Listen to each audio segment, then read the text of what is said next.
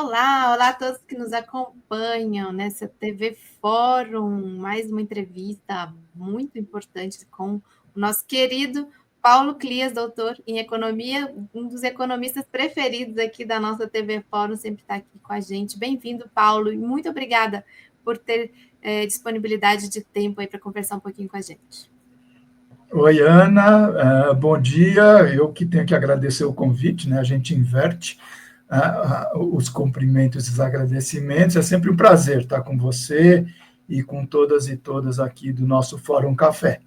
Então, estou à tua disposição aí. Vamos tentar destrinchar um pouco esse economês aí, né?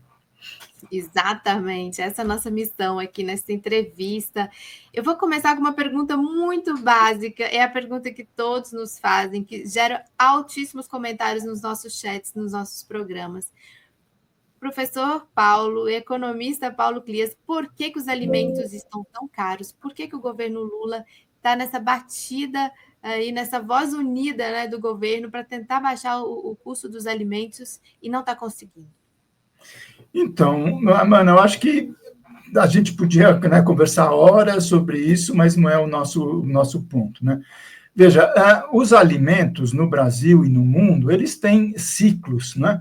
Que, ao contrário dos bens, por exemplo, industrializados ou dos serviços, dependem, entre outras razões, de fatores que a gente chama de sazonais, né?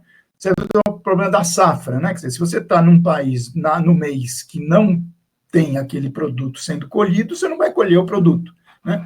Você tem outros assuntos que têm a ver com eventos climáticos ou inesperados ou muito prejudiciais. Você tem uma seca, você tem uma inundação, países que têm gelo, países que têm, enfim. Então, tudo isso contribui para criar uma dinâmica na oferta de alimentos no mundo e no Brasil, que tem as suas particularidades. Então, normalmente, quer dizer, o que se faz nos países ditos mais desenvolvidos, e se fazia no Brasil durante muito tempo, mesmo na época da ditadura e tal, né? Quer dizer, apesar do discurso, entre aspas, liberal, na questão dos alimentos, você tem até uma concordância, mesmo dentre os economistas conservadores e os pensadores, né, mais conservadores, de que você tem que ter a presença do Estado atuando na regulamentação e na regulação, senão isso não funciona. Né? Por exemplo, você tem um choque de oferta, como se diz, né? Tem uma seca e uma safra de um produto acaba. Então, o que acontece? Você vai deixar a população na penúria, porque aí, nesse momento, quer dizer, vale aquela lógica mais liberal da oferta e da demanda. Se acaba ou reduz drasticamente a demanda daquele bem, por esse tipo de efeito, né, a tendência é que os preços subam, etc. Então, normalmente, o que sempre se fez? Aqui no Brasil tinha o nome de política de estoques reguladores. Inclusive, tem uma empresa pública e uma política pública que se encarrega disso, é a Conab, Companhia Nacional de Abastecimento. E ela sempre fazia isso, quer dizer, ela tinha estoques em volumes, né, imensos, de milhares de toneladas, etc., para fazer com que, no momento de uma quebra, né, de oferta, como se diz, o governo entra lá vendendo e cumprindo a função que deveria ser, normalmente, dos agricultores ou das empresas que operam com a venda desses bens. O que acontece? Nos últimos 6 anos, principalmente, mas já vinha lá de trás, quer dizer, o constrangimento da política de austeridade fiscal, né, quer dizer, ela é uma coisa horizontal, tem que cortar despesa em tudo quanto é área. Se agregou a isso, quer dizer, aquele mito liberaloide, desculpa a expressão como eu digo, de que o Estado só atrapalha. Então, o que aconteceu? A Conab, ela foi praticamente desmantelada, desmilinguida, o seu orçamento foi praticamente colocado a zero, e o Estado brasileiro ficou, então, sem condições de recuperar justamente essa política de estoques reguladores. Né? E, infelizmente, quer dizer, ao longo desses 2 anos, já quase 4 meses do terceiro mandato do presidente Lula, isso não foi recomposto. Quer dizer, então, a cada crise que aparece, é como se o governo tivesse sido pego de surpresa, e não tem surpresa nisso. Né? Quer dizer, o governo tinha que estar preparado para esse tipo de situação, para impedir justamente que um evento inesperado, ou ciclos, né, que já podem ser sabidos a priori. Então, o que está acontecendo com o café, com o chocolate, né, para dizer de alguma coisa mais simbólica, ou mesmo com azeite, etc., já era assim. Você percebe? Fora as grandes outras questões, que são os bens mais de consumo pesado, popular, né? Então, o trigo, o arroz, o milho, essa coisa toda. Quer dizer, então, no fundo, é um problema de ausência de política pública, basicamente de estoques reguladores. Porque momentos de quebra, justamente pela natureza cíclica, né, do mercado de alimentos, sempre vai acontecer, né? E no passado não tinha tanta evidência desse tipo de dificuldade, porque o governo ia aqui e ali. E veja que isso pode valer para outras coisas, pode valer para carne, pode valer para ovos. Você percebe? Quer dizer, é você se antecipar e dizer, olha, não é ruim o Estado regular. Pelo contrário, é necessário e em apoio à grande maioria da população, que é justamente a mais penalizada por esse tipo de fenômeno inflacionário, sabe?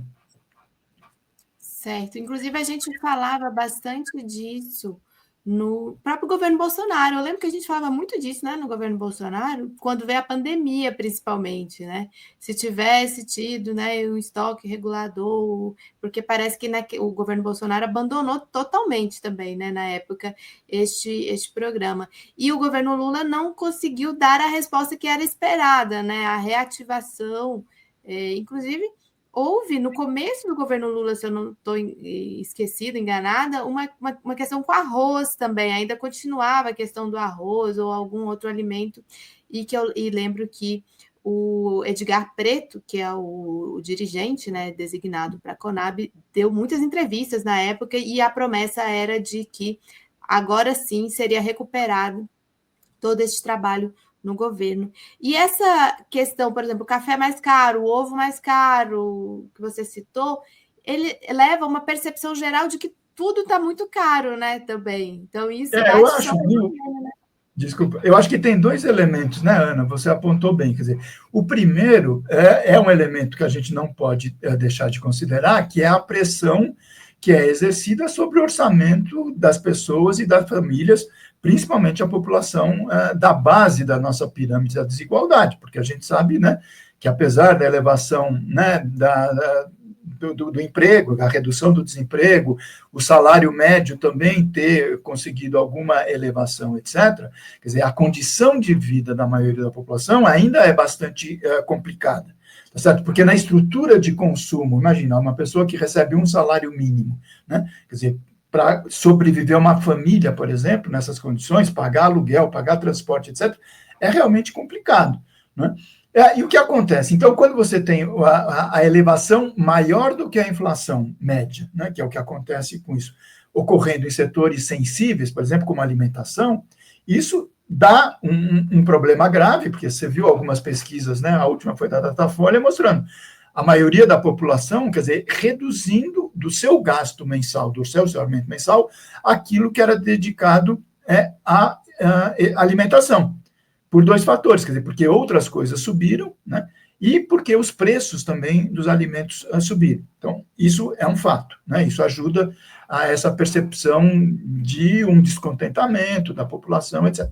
E tem um outro dado, que é o que você fala, que é o problema mais da percepção, né, quer dizer, então, todo mundo, essa vida está impossível, está tudo muito caro, tá, né, e uma pessoa falou, pô, mas você lembra quanto era o quilo da carne na época do Bolsonaro, para comparar quanto é o quilo da carne hoje, e outros fatores. Agora, isso não dá para a gente dizer, falar, passar uma borracha, não, agora estamos no mundo da maravilha e tudo, né, não é. Quer dizer, na verdade, você tinha que ter outros instrumentos para melhorar as condições de vida da população, que eram impossíveis de ser feito. Você mesmo falou, eu lembro dessas entrevistas do Adão Preto, no começo do primeiro ano do governo do Lula, em 2023, né? Quer dizer, então você tinha que ter aumentado essa capacidade, e, por outro lado, quer dizer, você tinha que ter tido outros movimentos do governo, principalmente no mercado de trabalho, quer dizer, você manteve a precarização, por exemplo, das reformas trabalhistas, estão valendo até hoje, da época do Temer e do Bolsonaro.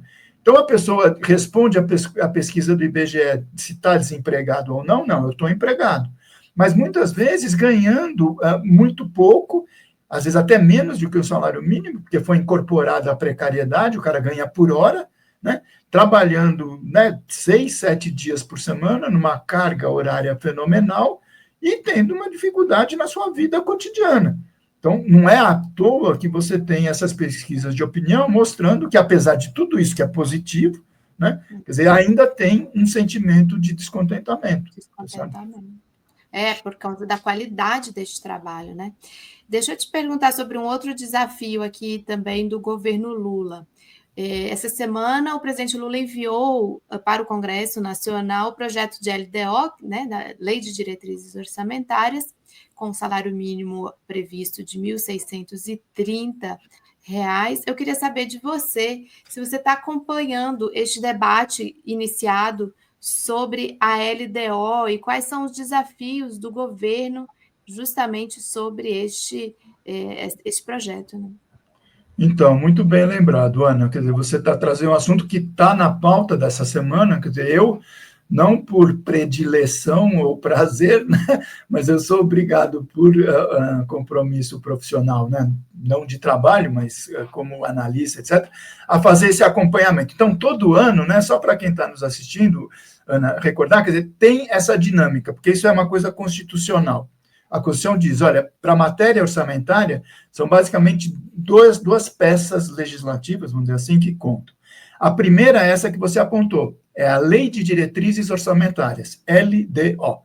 Né? Então, o governo tem que apresentar um projeto, já apresentou agora, mas ela tem que ser votada todo ano, né, pela Constituição, até até agosto, né, de cada ano. E, uma vez aprovada, quer dizer, a LDO, ela dá, como a própria nome diz, as diretrizes, as regras gerais, as orientações macroeconômicas do ambiente que o Brasil vai estar o ano que vem, 2026, tá certo? E, em seguida, quando, não precisa ter sido aprovada, mas logo em seguida o governo manda a chamada LOA, a Lei do Orçamento Anual. Aí essa sim, ela é um catatal enorme também, mas ali está discriminado. Cada uma das despesas, das receitas, por grupos, por programas, por ações, não sei o quê, parará, e essa tem a obrigação de ser aprovada em tese até 31 de dezembro de cada ano. Então, a gente está tratando, quer dizer, daquilo que vai acontecer com a dinâmica econômica e a realidade, vamos dizer assim, orçamentária do Brasil em 2026. E então, anteontem, não sei mais, o governo protocolou oficialmente, junto ao Congresso Nacional, essa matéria. Porque o que acontece, quer dizer, a matéria orçamentária, ao contrário das demais, ela tem que ser um tratamento, ou ela tem um tratamento, né, de Congresso, quer dizer, é Câmara e Senado juntas que observam. As outras leis não, você primeiro vota numa casa, depois vai para outra, às vezes não. A lei não, tanto que você tem no Congresso uma única comissão para tratar do orçamento. Por exemplo, tratar economia. Você tem uma comissão de economia na Câmara, tem uma comissão de economia no Senado. Agricultura, tem uma... Para a matéria orçamentária, não. É a Comissão Mista de Orçamento, poderosíssima, CMO. Porque ela está na origem de todo esse escândalo das emendas, não sei o quê, parará. E para todo mundo só ficar atento lá na frente, quer dizer, a grande disputa política é o quê? São 2 cargos. É o cargo de presidente da comissão e, principalmente, ou tão importante quanto, o cargo de relator do orçamento. Vai ter agora um relator da LDO, é um cargo importante também, mas não é tão importante como lá na frente. Bom, então, a manchete que você nos trouxe, né, depois dessa explicação geral. Uma das diretrizes, né, da lei orçamentária é a questão que pega muito, né, pelo impacto que essa decisão tem do ponto de vista orçamentário, do salário mínimo. Porque não é só o salário mínimo de uma maneira geral para a sociedade, que é uma coisa super relevante, etc. É também o salário mínimo como sendo a remuneração mínima, porque isso ainda tem, infelizmente, na nossa Constituição, para o conjunto dos benefícios previdenciários e para o conjunto dos benefícios assistenciais.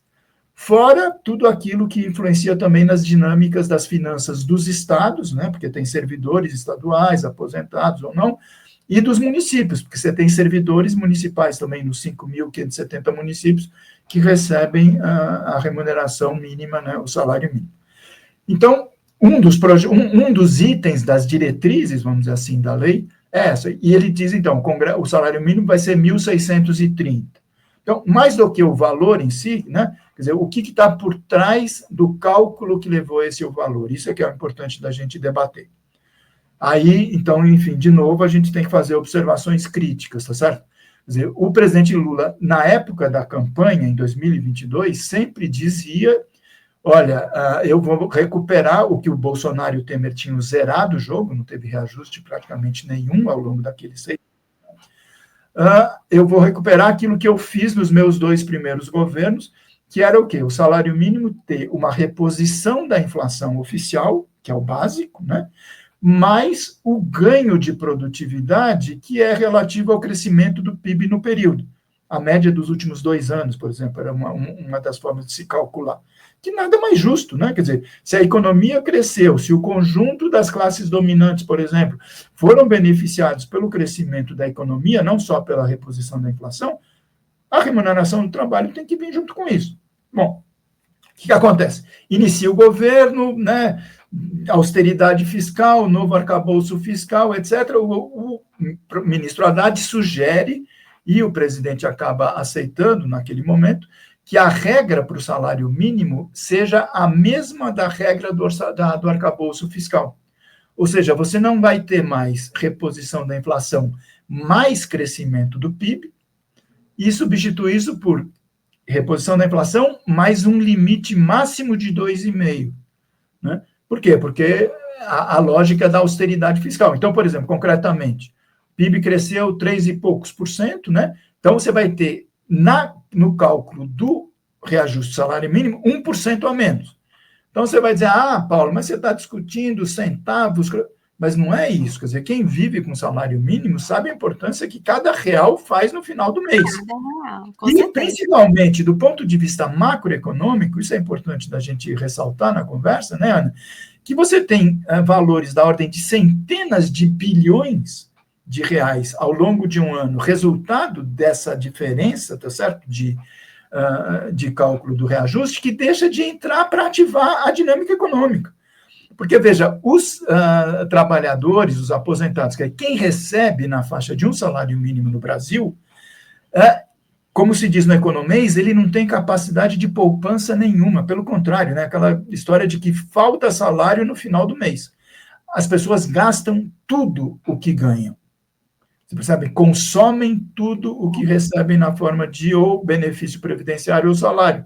E isso tem um impacto ruim, porque o salário é baixo, tudo bem, mas tem um impacto positivo daquilo que a gente chama no economês do multiplicador macroeconômico, ou, no caso, multiplicador do gasto público.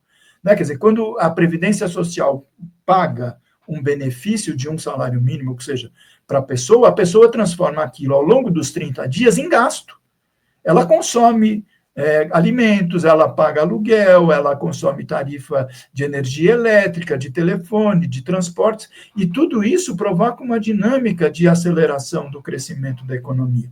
Quando você reduz isso, você reduz também a capacidade na multiplicação positiva do efeito macro. Então, é importante, quer dizer, as pessoas vão olhar o número 1.630, parece grande, é melhor do que o que é hoje, mas não é aquilo que deveria ser, e muito menos o compromisso que o presidente Lula havia assumido durante a campanha de 2022, tá certo? Então, esse é, para dizer, um dos efeitos, quer dizer, uma das diretrizes da LDO, tá certo? Tem outros também, eu não sei se a gente vai ter tempo ainda. Sim, eu quero até trazer uma notícia que está hoje lá no Estadão, sobre, já aí com estudos, né, sobre o orçamento e LDO para 2026, 2027, e essa notícia aqui, gasto crescente com emendas vai travar investimentos da União, estima governo. E eu ouvi por aí também que os investimentos, a gente fala, né, para saúde e educação, constitucionais, podem ser comprometidos se a banda continuar tocando do jeito que está tocando para o futuro aí, futuro próximo, né?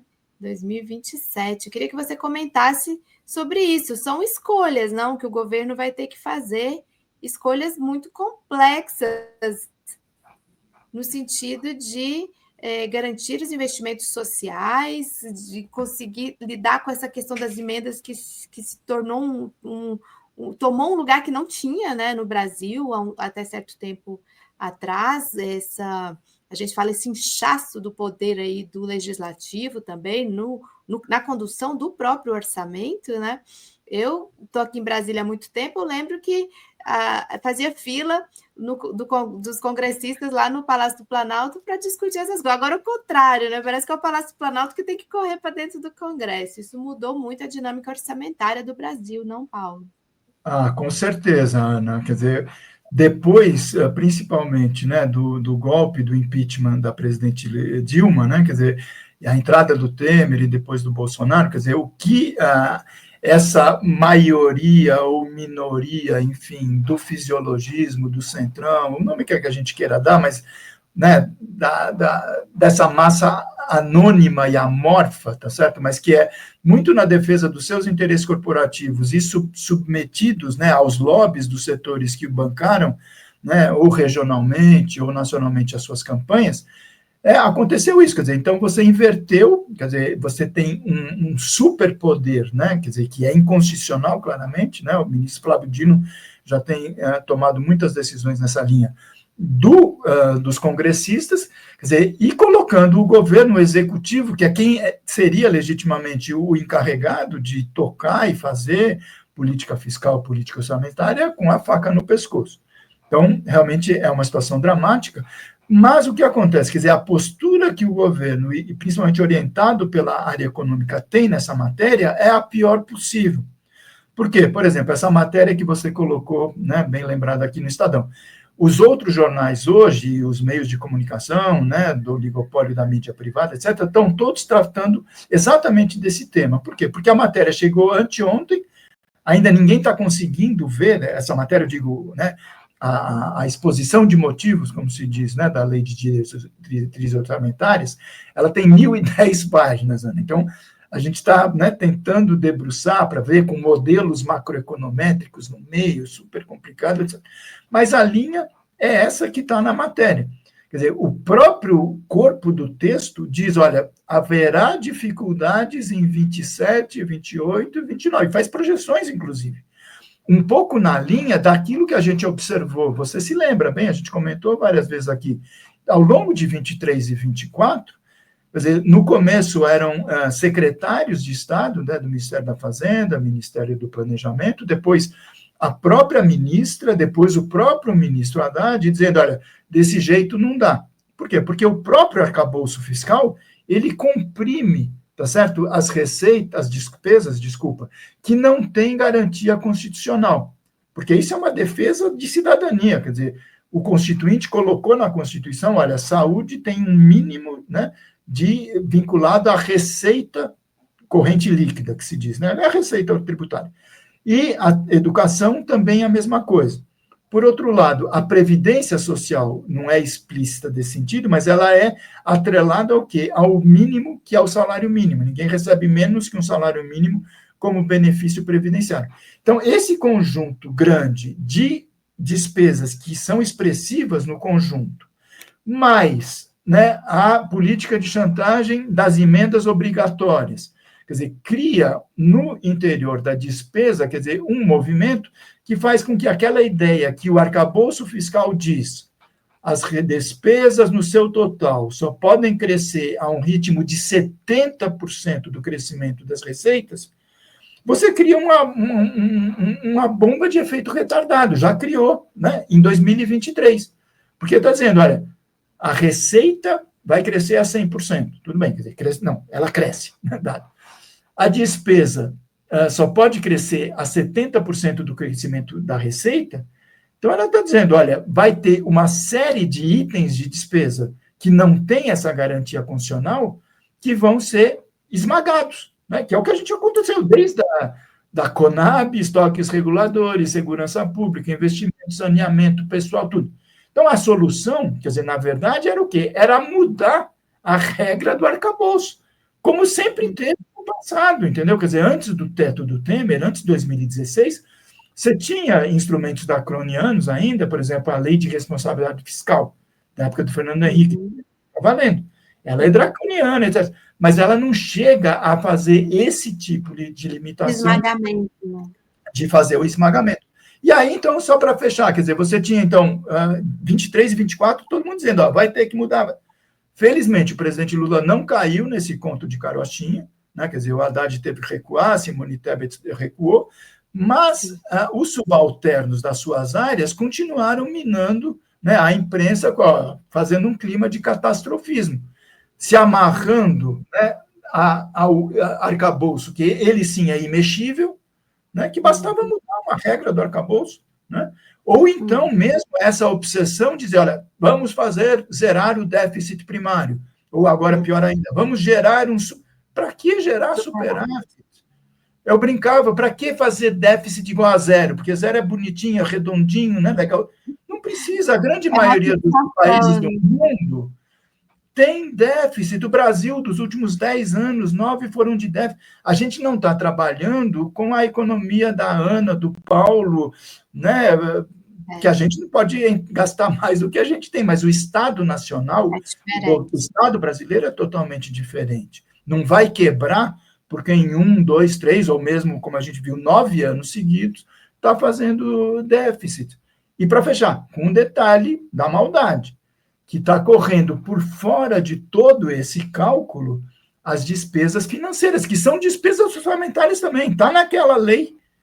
E o Brasil, por exemplo, nos últimos 12 meses, gastou 930 bilhões com pagamento de juros. É uma despesa, não, sobre essa a gente não pode mexer. Tem que mexer saúde, educação, previdência. Nos juros não pode mexer, né? Mas na saúde e na educação, pode ser que a gente tenha que mexer. Olha só, realmente... espero que a gente não vá por aí, né, Paulo? Que seja feita uma correção neste rumo. Cruzar os dedos aqui. Com certeza. Obrigada pela sua ajuda para a gente conseguir analisar isto tudo, que são temas bastante complexos. Mas deixa eu falar um pouquinho sobre internacional, aproveitar um pouquinho sua presença aqui com a gente. Guerra comercial, né? Ou seja, aquele Trump 1 era nada perto do que a gente está vendo no Trump 2. A gente falava, eu lembro que, como eu sempre estive nessa área da análise internacional, a gente falava muito da guerra comercial do Trump contra a China. Mas agora que a guerra está acontecendo para valer. Eu podia trazer vários aspectos. Eu vou trazer um que está repercutindo aqui nos últimos dias, um gráfico. Aqui é uma explicação do gráfico que saiu lá no cafezinho, mas ele está muito no Twitter, por aí, no X. Este gráfico brilhante explica por que o Xi tem mais influência do que o Trump na guerra comercial. Aí eu vou colocar o gráfico e vou ler este aqui. Ó. Este é o gráfico, não sei se você já chegou a ver, é um gráfico produzido pela Harvard Atlas of Economics, Complexity, da complexidade econômica, né? Um grupo. E eles estão mostrando aqui o seguinte, ó, em rosa, maquinários, telecomunicações, veículos, e no azul, combustíveis. Isso está mostrando o que a China exporta para os Estados Unidos de produtos com alta tecnologia, né? Ou que vão ser parte ou componentes, né, de produtos fabricados de alta tecnologia, e que isso aí é um gargalo, né, para os Estados Unidos. Você acha que essa aposta do Trump, onde você acha que vai dar isso, essa aposta do Trump tão alta em sustentar essa guerra com a China? Aqui na explicação está assim, a China exporta produtos de alta tecnologia para os Estados Unidos, enquanto os Estados Unidos exportam produtos de baixa tecnologia para a China. A China pode substituir suas importações dos Estados Unidos com mais facilidade do que o contrário. É uma comparação da qualidade dos produtos que saem dos Estados Unidos para a China e da China para os Estados Unidos, né? Esse é um dos gargalos, né, dos vários dessa guerra comercial, não? Exato. Veja, Ana, eu acho que o que é importante, quer dizer, é a gente analisar essa conduta, essa proposta, né, do segundo mandato do Trump, quer dizer, não nessa coisa do dia a dia, porque, imagina, nessas duas últimas semanas, a cada hora, a cada notícia, o cara vai, volta, muda. Talvez pensar um pouco mais como processo para ver o que tem por trás de lógica, o que estaria movendo. A primeira coisa é a gente comparar, né, quer dizer, as diferenças do primeiro mandato do Trump, que você bem acompanhou, né, que estava comentando, com o que está acontecendo hoje. Quer dizer, ele primeiro tem a evidência da experiência que ele teve no primeiro, etc., teve as dificuldades todas do mandato do Biden, né, não é o caso da gente discutir hoje aqui, que não dá tempo, e você tem o fato que agora, ao contrário do primeiro mandato, ele tem a maioria na Câmara e no Congresso, que antes ele não tinha, e ele tem a maioria na Suprema Corte, que ele não tinha também. Então, é aquela coisa, né, tinha um filme que chama Licença para Matar, né, quer dizer, ele tem liberdade para fazer as loucuras todas que ele pretende. E vamos dizer, esse é outro ponto, não é tanto loucura, né? Tem uma galera tentando fazer uma diferença do que seja loucura, né, insanidade com irracionalidade, né? Que eu acho que tem muito a ver, porque tem método, né? Quer dizer, não é que o cara é maluco e tal, sai. Não é.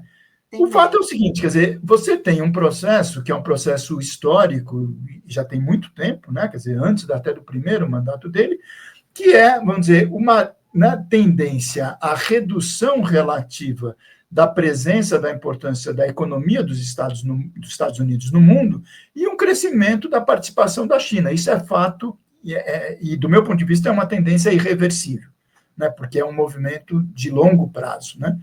Então, por exemplo, você tem duas formas de apurar... O Braudel ajuda a gente, né? O Braudel, o Giovanni Arri, ajuda a gente a ter cada vez mais de longa duração, né? Cada vez mais atuais, né? Mas você tem duas formas de apurar o PIB dos países, né? O Produto Interno Bruto, né? A potência econômica, vamos dizer assim. Numa delas, que é a chamada paridade de poder de compra, né, quer dizer, que não é em dólar, né, é uma cesta de moedas, enfim, não importa, a China já passou os Estados Unidos. Eles são maiores do ponto de vista do chamado PIB-PPC, né, no economês. Se o PIB é avaliado em dólar, quer dizer, óbvio que você acaba indiretamente beneficiando o país, que é o emissor do dólar, no caso dos Estados Unidos, mas mesmo assim, quer dizer, a China está chegando muito perto e algumas avaliações dizem que nos próximos 2, 3 anos ela já vai ter superado, inclusive, o PIB norte-americano em dólar.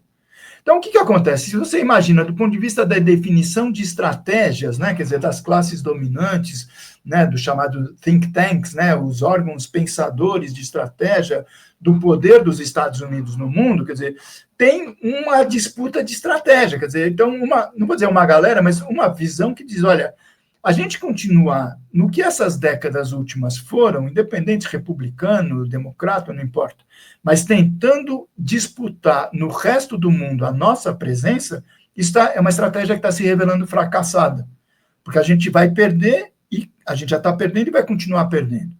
E aparece, de repente, uma outra estratégia, que é essa que está sendo verbalizada pelo governo do Trump, está sendo implementada, quer dizer, não, peraí, vamos tentar, né, o lema dele é o MAGA, né, Make America Great Again, faça os Estados Unidos grande de novo.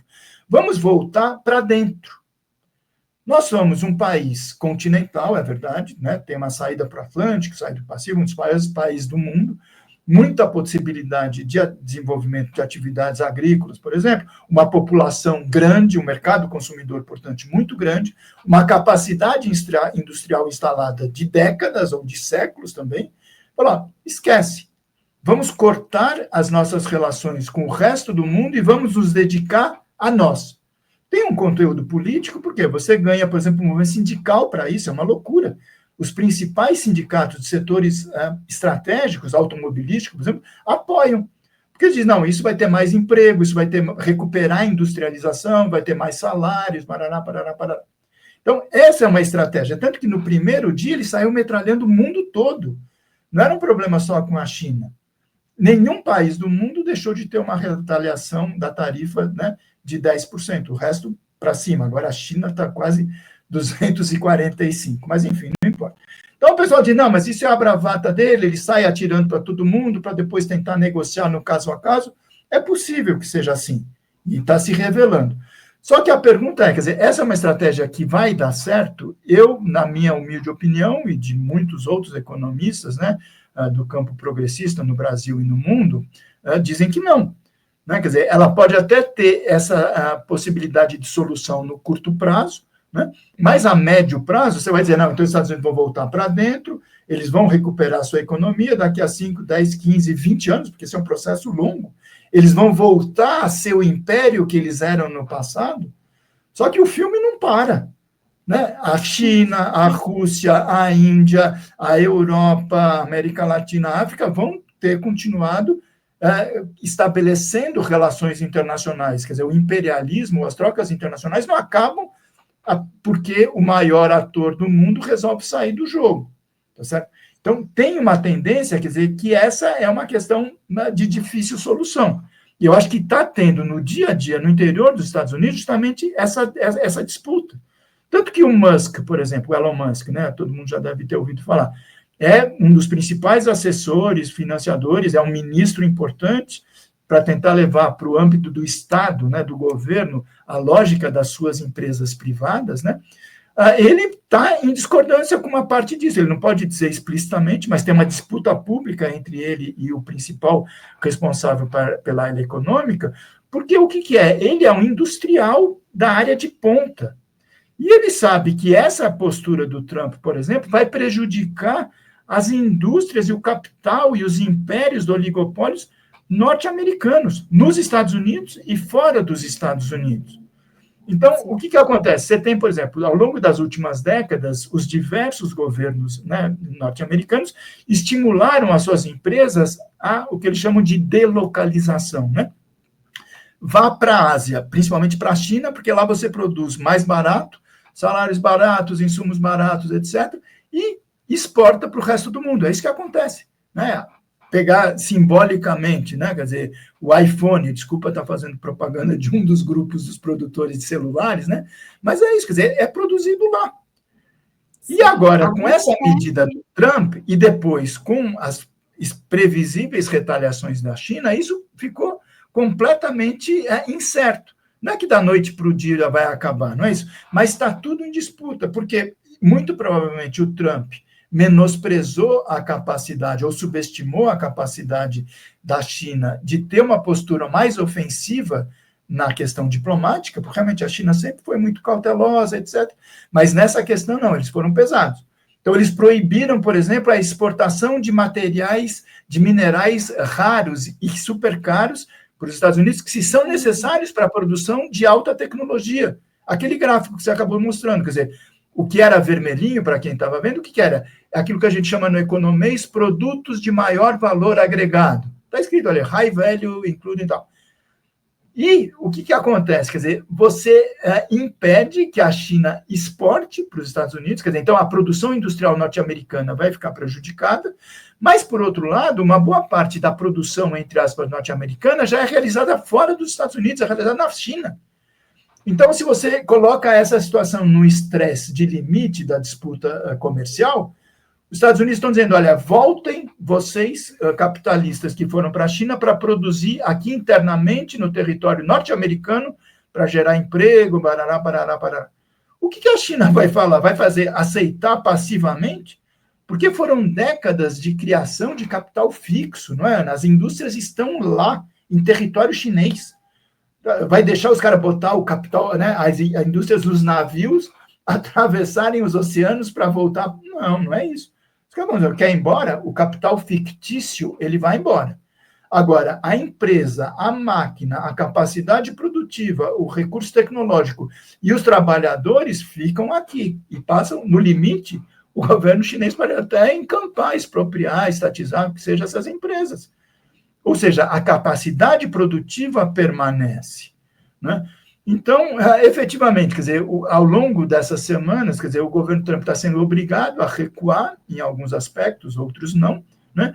No sentido de o quê? De buscar isolar a China, porque naquela coisa de metralhadora giratória para todo mundo, ele acabou, por exemplo, queimando o seu fio, o seu filme com aliados históricos e tradicionais, como a União Europeia. Veja, a União Europeia pagando todo o mico da guerra na Ucrânia, não sei o quê, parará. Da noite para o dia diz, não, 20% de tarifa sobre os produtos importados na União Europeia, né? Até aqui, no primeiro momento, o Milei, né, o maior puxa-saco, desculpa a impressão, né, do governo Trump, etc., tomou os 10%, como nós, o Brasil, tomamos também. Países, né, que sempre foram submissos, né, na África, na Ásia, nos Estados Unidos, 60%, 70%, 97%, né, o caso do Vietnã, quer dizer, não que ele seja submisso, mas que tem a Coreia também.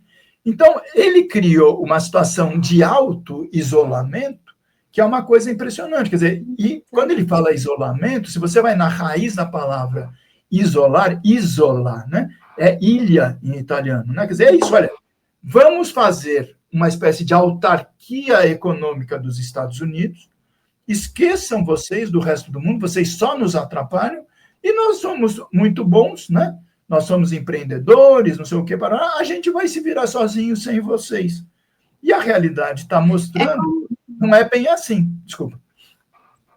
É como se ele quisesse dar uma marcha ré no capitalismo, né? Não, como se ele quisesse dar um pause aí, um volta. E é impossível, né? Pela própria dinâmica do capitalismo, pelo menos pelo que a gente aprendeu, né? Pelos grandes interpretadores aí do capitalismo, Karl Marx, é impossível você dar a marcha ré no capitalismo. Não tem volta na história, né, Ana? Esse é que é o ponto. Você pegou exatamente o ponto. Porque o que acontece? Quer dizer, nas transições, né? Você falou do Giovanni Arrighi, né? Eu até recomendo para quem puder dar uma lida nos livros dele. Quer dizer, na história da humanidade, quer dizer, você teve a sucessão de diversos impérios econômicos, militares, não sei o quê, parará. E, infelizmente, para a humanidade, né, que todas as soluções dos novos impérios que apareciam, questionando o poder estabelecido, né, e recompondo a hegemonia, ela se deu basicamente através da guerra, né, Ana? Quer dizer, destruição de um para, né, a ascensão e o estabelecimento da hegemonia de outro. Né? E agora a gente está numa situação, quer dizer, depois, né, do fim da União Soviética, do bloco dos países ditos socialistas, etc., quer dizer, num confronto, quer dizer, basicamente, como a gente começou dizendo, Estados Unidos e a China, tá certo? Quer dizer, e essa tendência quase irreversível, quer dizer, de superação de um pelo outro, quer dizer, coloca pela primeira vez na história, de uma forma inusitada, a possibilidade, e por enquanto a realidade, de uma superação de um país hegemônico, de um império, por outro, que não seja pela via bélica, pelo militar, porque senão pela capacidade nuclear instalada no mundo, é o fim da humanidade. Né? Quer dizer, pode até não ser o fim do planeta, porque a gente é temporário por aqui, mas a humanidade acaba. Então tem que ter uma solução que seja uma solução, entre aspas, pacífica, não militar. E aí é um desafio, inclusive, intelectual, conceitual, porque colocou que é. Então, o país que está sendo, o império que está sendo derrotado ou substituído, vai passar o bastão, né, para o outro, que nem naquela corrida, né, olímpica, não, tá bom, agora é a tua vez. Segue em frente que eu já cumpri com a minha missão na história da... Não é assim, a gente sabe. Quer dizer, as resistências, e tudo isso está se manifestando, inclusive, agora, nessa postura do Trump. Então, tem gente dizendo, não, mas vai ter uma terceira guerra. Eu acho que não é por aí, né? Quer dizer, tem um estopim, que é uma coisa complexa, por exemplo, que é o conflito de Taiwan com a China, que a China diz que para eles é uma questão de princípio, porque é verdade, quer dizer, logo depois da Revolução Chinesa de 49, né? Quer dizer, os defensores do antigo regime foram para uma ilha, que é pequenininha, né, em relação à ilha de Formosa, e ficaram, ali era a República da China, né? E a outra era a República Comunista, né? Só que historicamente foram superados, não tem mais representação diplomática em lugar nenhum, e os Estados Unidos ainda sustentando politicamente Taiwan. E a China fazendo aquele jogo de ameaça, né? Quer dizer, sempre na chantagem, vamos tomar Taiwan. Estados Unidos, se tomar Taiwan é uma declaração de guerra, aquela, né? Mas eu acho, quer dizer, que a tendência é que não caminhe pelo lado militar, mas que os Estados Unidos tenham que restabelecer, quer dizer, não sei como é que eles vão fazer isso, uma postura em relação ao resto do mundo. Né? Porque se eles continuarem com essa estratégia de só Make America Great Again, é o que você falou, o filme do capitalismo continua andando. Os outros países vão continuar se movimentando. Se eles quiserem se fechar dentro de si mesmo, eles vão perder efetivamente o bonde da história. Do ponto de vista político interno, tudo bem, quer dizer, você agrada, né, a sua base social, você agrada os seus trabalhadores, etc., bate no peito e diz, olha, estamos resolvendo. Mas acabou o sonho de ser aquilo que os Estados Unidos representaram na história do mundo, principalmente a partir do final da Segunda Guerra. Porque, lembra, a economia europeia foi completamente arrasada, é destruição física. A guerra destruiu fisicamente a Europa. Tanto que os Estados Unidos foram lá ajudar na reconstrução do Plano Marshall. Plano né? Marshall. Mas agora, 80 anos depois, o quadro é outro, né? Os Estados Unidos não estão mais com essa bola toda e tem um poder que está questionando, né, a capacidade do império continuar imperando, vamos dizer assim, para brincar com as palavras, e está se espalhando pelo resto do mundo, porque influência chinesa na América Latina, influência chinesa na África, influência chinesa, para não dizer, na Ásia, e aliança, inclusive, com a Rússia, e oferecendo algum tipo de benefício para a própria União Europeia, que está sendo largada pelo grande irmão, pelo menos até agora. Não sei qual vai ser a redefinição dessa estratégia do Trump, tá certo? Inclusive, vai ter, estou vendo aqui a data, está próxima aí, uma cúpula CELAC China 2025, justamente para discutir tudo isso, e vai ser lá na China. E eu quero terminar esse papo ótimo aqui com o Clias, com essa notícia que a China convocou uma reunião do Conselho de Segurança da ONU contra o bullying, né, de Trump. O Xi Jinping fez uma carta aos países membros do Conselho de Segurança e disse que o tarifaço dos Estados Unidos tenta lançar uma sombra sobre os esforços globais pela paz e pelo desenvolvimento. Então, todo esse embate que você estava falando aí, resumido nessa foto e também nessa notícia, né, Clias? E essa reunião vai ser no dia 23 de abril, pós-feriadão aí, pós-feriado. Nós vamos vir com todas as notícias, com certeza, aqui na TV Fórum e também lá no revistaforum.com.br. Paulo, muito, muito obrigada. Eu tenho certeza que com essa entrevista muita gente vai conseguir compreender melhor, entender e discutir aqui com a gente estes caminhos aí da economia nacional e também o que está acontecendo no mundo, né, com esse trumpismo, essa guerra comercial absurda que o Trump está determinado a fazer contra a China e que acaba pegando um monte de aliado também, né, no meio do caminho, como você bem demonstrou aqui na sua fala. Exato. Tá bom, Ana. Então, olha, mais uma vez, foi um prazer, obrigado. Se permite só dar um pitaco, né, nessa questão aí, última. Quer dizer, o Conselho de Segurança da ONU, a gente sabe, quer dizer, ele tem aquele ritual do veto, né? Quer dizer, então, muito provavelmente, como os Estados Unidos são, né, membros, né, eles vão vetar esse recurso da China. É muito mais um instrumento, né? Quer dizer, nessa batalha diplomática, na disputa de corações e mentes, né, no resto do mundo a respeito dessa medida, porque claramente os Estados Unidos, a parte a opinião pública interna americana, estão muito isolados com o que eles têm feito, né? Mas o fato concreto é que toda essa ofensiva que o Trump sempre realizou e agora está concretizando contra o que ele chama do globalismo, né, o multilateralismo, vamos dizer, por ele acabava o sistema ONU e as próprias instituições do sistema ONU. Então, ele está acabando com dinheiro para a OMS da saúde, com a Unicef das crianças, a Unesco da cultura e daí para frente, né?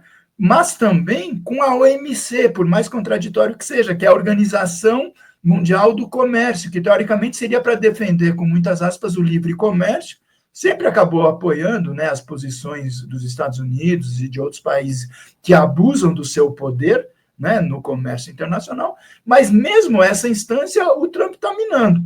Por quê? Porque agora ele exagerou na dose, né, quer dizer, e se for julgar as medidas que ele está tomando no âmbito da OMC, com as regras e os pressupostos da OMC, ele seria condenado em todas elas. Então, seria o caso mais contraditório possível. Estados Unidos resistiram até o último momento para que a OMC aceitasse a China, mas a China, inclusive na época com o apoio do Brasil, né, ela é membro da Organização Mundial do Comércio. Então, imagina a situação ridícula, quer dizer, o país que se pretende ser o defensor do liberalismo no mundo, numa disputa com um país que é acusado de ser o grande comunista do mundo, em que os liberais, né, o governo norte-americano do Trump está rompendo os princípios do liberalismo, e um país que é acusado de ser comunista, não sei o que, parará, está defendendo os princípios do livre comércio. Quer dizer, é realmente uma completa inversão de valores, tá? Mas, enfim, mais uma vez. Completa. A China foi a primeira a apresentar para a OMC, né? Logo que começou o governo Trump. E agora está levando para o Conselho de Segurança da ONU. O Brasil também levou para a OMC. Mas isso é demonstração também de que a OMC não tem funcionado, né? No último período, a gente sabe bem disso. Bom, mas é isso, é pano para manga para muito debate ainda, e com certeza a gente vai conseguir fazer nos nossos próximos encontros. Obrigada demais, viu, Paulo? Mais uma vez, um beijo para você e para todo mundo. Então, tá bom. Tchau para nossa audiência, todo mundo que acompanhou esta entrevista com Paulo Clias, em que nós falamos muito sobre política econômica nacional e também sobre a guerra comercial China, Estados Unidos, na verdade provocada pelo Trump, né? Trump, Estados Unidos contra o mundo, mas com força aí sobre a China. Obrigada, gente, pela audiência.